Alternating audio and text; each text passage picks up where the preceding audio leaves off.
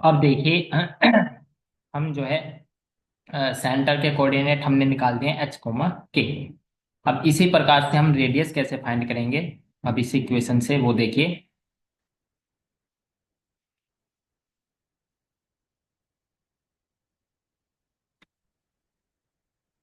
तो रेडियस को फाइंड करने के लिए आप क्या करना होगा, अंडर रूट जो आपके सेंटर के पॉइंट्स आए हैं एच और के, इनका स्क्वायर कीजिए, एच का स्क्वायर प्लस के का स्क्वायर, और जो आपका इक्वेशन में कांस्टेंट टर्म होगी, यानी कि यहाँ पर ये वाली, तो ये लिख देंगे।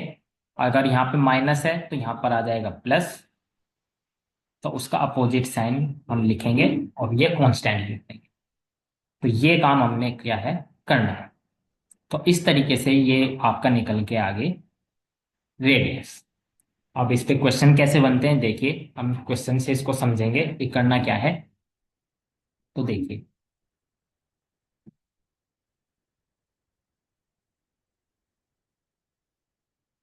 जैसे आपको क्वेश्चन मिलता है X square plus Y square minus 8x plus 10y minus 12 is equal to जी। तो देखिए, यदि आपको ये इक्वेशन गिवन हो और आपसे कहा जाए कि फाइंड द टर एंड रेडियस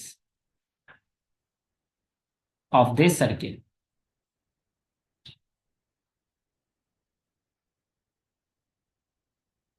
तो करिए सभी के सभी सर्किल के सेंटर और रेडियस फाइंड। देखिए कैसे करेंगे।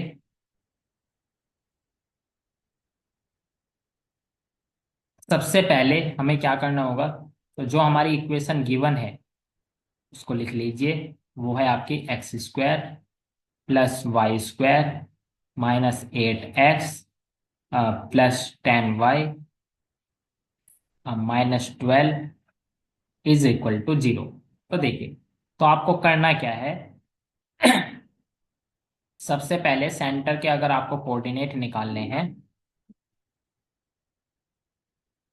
तो देखिए क्या हो जाएंगे। तो यहाँ पर लिखते हैं हम कोफिशिएंट ऑफ एक्स। तो आप देखिए यहाँ पर एक्स का कोफिशिएंट क्या है आपके पास, 8, और इसके आगे कौन सा साइन है, माइनस, तो इसलिए सेंटर कैसा हो जाएगा, पॉजिटिव, यानी इसका अपोजिट साइन लिखना है आपको। अगर यहाँ पे माइनस है तो ये हो जाएगा प्लस। तो अब देखिए कोफिशिएंट ऑफ एक्स क्या है आपका, 8, और इसको क्या कर देना है आप, हाफ। तो 8 का हाफ क्या हो जाएगा, 4। तो आपका पहला पॉइंट मिल गया आपको 8/2। इसी प्रकार से आपको दूसरा कोऑर्डिनेट निकालने के लिए क्या करेंगे, सेंटर का। तो अब देखेंगे हम y का कोऑर्डिनेट। y का कोऑर्डिनेट क्या है, 10। y का कोफिशिएंट क्या है आपका, 10, और इसके साथ कौन सा साइन है, प्लस, तो यहाँ पर क्या आ जाएगा, माइनस, और अपॉन में क्या कर देना है, 2। इस तरीके से आपके जो है सेंटर के कोऑर्डिनेट फाइंड हो जाएंगे। तो आपको क्या मिलेगा, आपको मिल जाएगा ये, जब आप इसको सोल्व करोगे तो आपको मिल जाएगा 4, -5। तो आपके जो सेंटर के कोऑर्डिनेट होंगे वो क्या क्या होंगे, 4, -5। इस तरीके से आपको करना है। तो सबसे पहले आपको क्या देखना है, कोफिशिएंट ऑफ एक्स और उसका हाफ कर देंगे, और फिर देखना है आपको कोफिशिएंट ऑफ वाई, फिर उसका हाफ कर देंगे। तो और जोन सा साइन यहाँ पर होगा उसका अपोजिट साइन हम लिख देंगे। तो इस तरीके से हम जो है सेंटर के कोऑर्डिनेट फाइंड करेंगे। अब चलते हैं हम अपनी रेडियस पे। अब रेडियस कैसे फाइंड करेंगे देखिए। अ,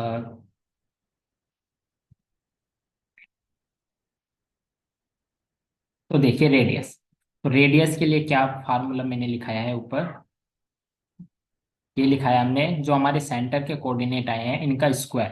तो इनका स्क्वायर करोगे जब आप, 4 का स्क्वायर प्लस माइनस के 5 का स्क्वायर, और फिर क्या आता था यहाँ पर कांस्टेंट टर्म। कांस्टेंट टर्म क्या है आपकी, 12। तो ये आ जाएगा आपका प्लस के 12।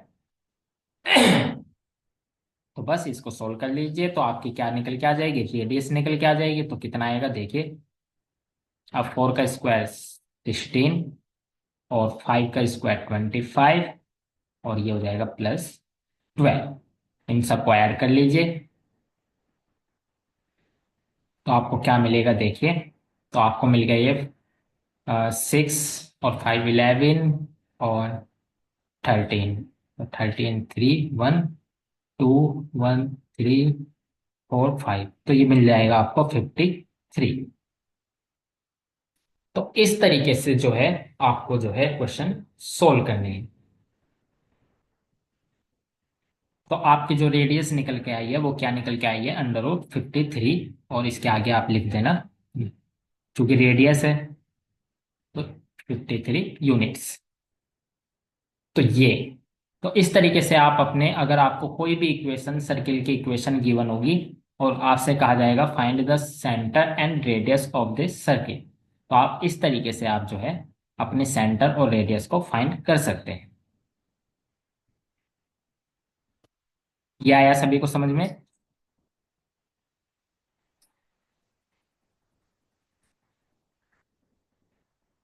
हाँ जी सर।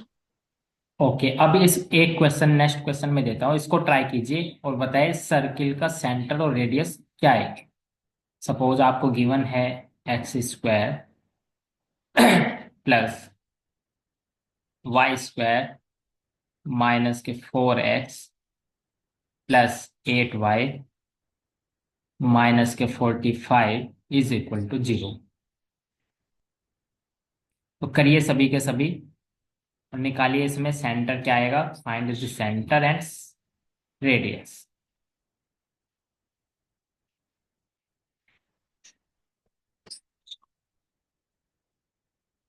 Of the circle. तो करिए सभी के सभी और बताए सेंटर और रेडियस क्या क्या आएंगे।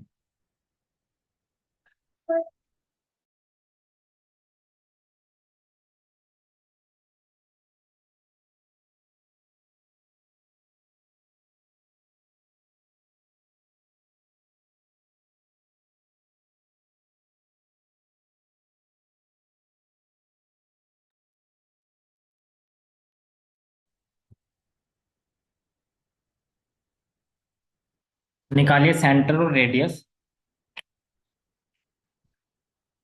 सर सेंटर तो 2 और -4।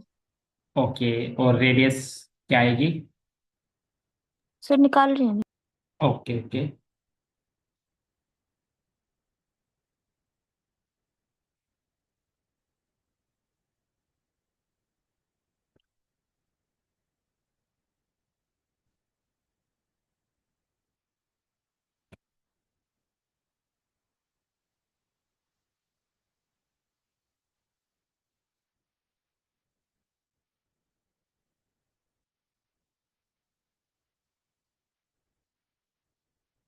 तो करिए सभी के सभी। सर रेडियस आई है ओके, क्या है √2045। 2045। 2045। हाँ जी सर। ओके, मुझे कुछ ज्यादा लग रही है रेडियस। 105 आया सर, √105। यस, ये मुझे लगता है ये नहीं आएगी इतनी। क्या होता है रेडियस कैसे निकालते हैं हम, रेडियस को निकालते हैं आपके जो सेंटर के कोऑर्डिनेट आए हैं उसका स्क्वायर करना है। यानी आपका हो जाएगा 2 का स्क्वायर प्लस -4 का स्क्वायर और आपका आएगा कांस्टेंट टर्म में आपके 45, इसका स्क्वायर नहीं करना है। तो ये हाँ सर, आएगा वो आपका। मैंने स्क्वायर ही कर दी, सॉरी नहीं, सर। ये याद रखना है, तो आपका जो कांस्टेंट टर्म होगी सिर्फ वही आएगी, उसका स्क्वायर नहीं होता है। स्क्वायर होता है सिर्फ जो आपके सेंटर के कोऑर्डिनेट है उसका। तो बस इसको सोल्व कर लीजिए, आपका क्वेश्चन का आंसर आपको जो है मिल जाएगा। तो जो भी मिलेगा तो उतने यूनिट आपको जो है उसकी रेडियस मिल जाएगी। तो ये आपके इस टाइप के क्वेश्चन आपसे एग्जाम में पूछे जाएंगे। तो आपकी ने जो इक्वेशन ऑफ सर्किल पढ़ी है वो 2 टाइप की पढ़ी है। एक तो आपने इस फॉर्म में पढ़ी है, ये इसकी जनरल फॉर्म है, और उससे पहले जो आपने पढ़ी है वो स्टैंडर्ड फॉर्म है। ये 2 इक्वेशन जो है हमने पढ़ी है। अब देखिए, अ, हम क्या है अब मैं कुछ क्वेश्चन दे रहा हूँ, आप उसकी प्रैक्टिस कीजिए, और इसमें अगर किसी के डाउट्स आएंगे तो वो आप जो है पूछ सकते हैं। जैसे आप नोट कर लीजिए सभी के सभी, दोनों टाइप के क्वेश्चन में लिख रहा हूँ, तो आप जो है इसको सॉल्व कर सकते हैं। जैसे आपसे कहा जाएगा, आपको इक्वेशन ऑफ सर्किल गिवन है, suppose 2x² plus 2y² minus x is equal to 0। Second question है आपका x² plus y² plus 16x plus 25y minus के 16 इज इक्वल टू 0। और फिर आप लिख सकते हैं x² plus y² minus 1/8 x plus 1/2y minus 1/16 is equal to 0। और लिख सकते हैं आप 3x² प्लस 3y²। ये इक्वेशन आपके एग्जाम में आ चुकी है इस टाइप से, तो आप सब इन सबको सोल्व कर लीजिए। -24x माइनस के 27y plus 3 is equal to 0। फिर है आपका x² x plus 3y minus के 4 इज इक्वल टू 0।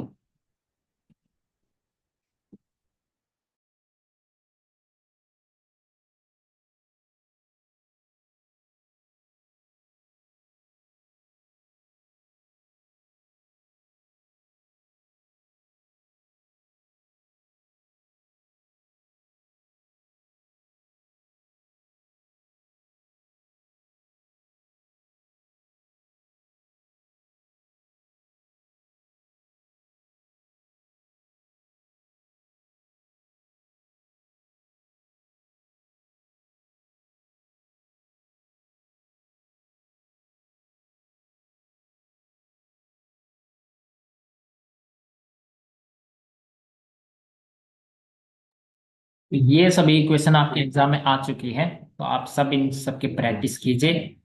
तो देखिए इसमें जो आपके इस टाइप के क्वेश्चन है, जैसे यहाँ पर आ रहा है 2x² plus 2y² minus x is equal to 0। ये अगर आपकी कुछ इस टाइप से इक्वेशन गिवन होगी, तो आप सबसे पहले क्या कीजिए, जो आपका x² का कोफिशिएंट है ये हमेशा 1 होना चाहिए। तो आप जो है इसको 1 बनाने के लिए इसको क्या करेंगे, 2 से डिवाइड कर देंगे। तो आप इसको जो है 2 से डिवाइड करके आप इसको जो है अपने जनरल फॉर्म में आप इसको लिख सकते हैं, तब जाके आप अपने सेंटर और रेडियस आसानी से निकाल सकते हैं।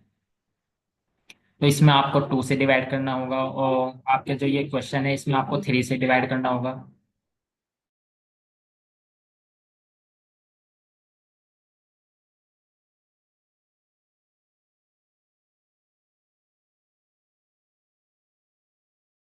तो क्वेश्चन ऐसा भी आ सकता है कि जिसमें x के कोफिशिएंट अलग हो और y के अलग हो। नहीं नहीं, आपका अगर आएगा तो, क्योंकि दोनों के कोफिशिएंट हमेशा 1 1 होंगे, तब ये इक्वेशन ऑफ सर्किल बनेगी। अगर ये कोफिशिएंट कुछ और आ गया, यहाँ पर कुछ और आ गया, तो वो ऐसा नहीं आएगा, क्योंकि सर्किल की इक्वेशन में हमेशा जो इनके कोफिशिएंट होते हैं वो हमेशा 1 होते हैं। तो अगर कुछ भी आता है तो आपको 1 बनाना पड़ेगा। अब जैसे यहाँ पर 3 आया, तो आप क्या कर सकते हैं, इसको 3 से डिवाइड कर सकते हैं। अगर यहाँ पे ऐसे 2 आ गया, तो आप इसको 2 से डिवाइड करके लिख सकते हैं। अगर आएगा तो आपके दोनों कोफिशिएंट सेम सेम आएंगे, जिससे वो डिवाइड करने में आपकी आसानी आए। तो ये चीज तो नोट कर लीजिए सभी के सभी, ये सारे क्वेश्चन।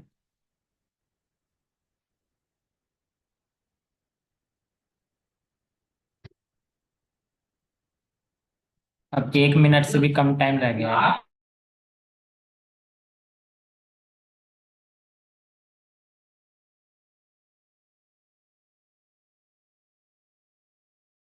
सर तो जो आपने ऊपर वाला क्वेश्चन बताया 2x² + 2y² - x = 0, उसमें हम पहले 2 से इक्वेशन को डिवाइड करेंगे, तो उसके जी बाद जी। कांस्टेंट टर्म क्या जीरो, कांस्टेंट टर्म जो हम लेंगे वो जीरो लेंगे इसमें, कांस्टेंट हाँ, y। क्योंकि आज में जो है कांस्टेंट टर्म आपकी गिवन नहीं है तो आप उसको जीरो रख सकते हैं।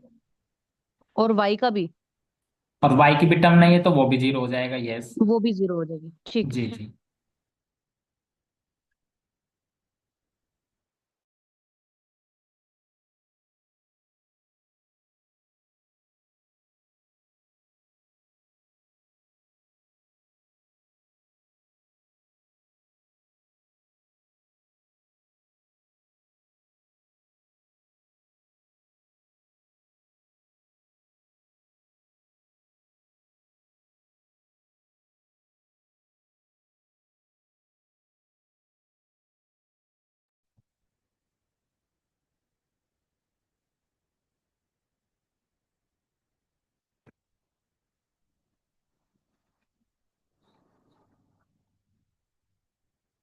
और भी जो भी आपके डाउट्स होंगे, पिछले जो डाउट्स होंगे, पिछला जितना भी पढ़ाया है वो जो है आप पूछ सकते हैं। बाकी आप प्रैक्टिस करते रहिए, जितने ज्यादा क्वेश्चन की प्रैक्टिस करेंगे उतना ज्यादा कॉन्सेप्ट आपके जो है क्लियर होते चले जाएंगे।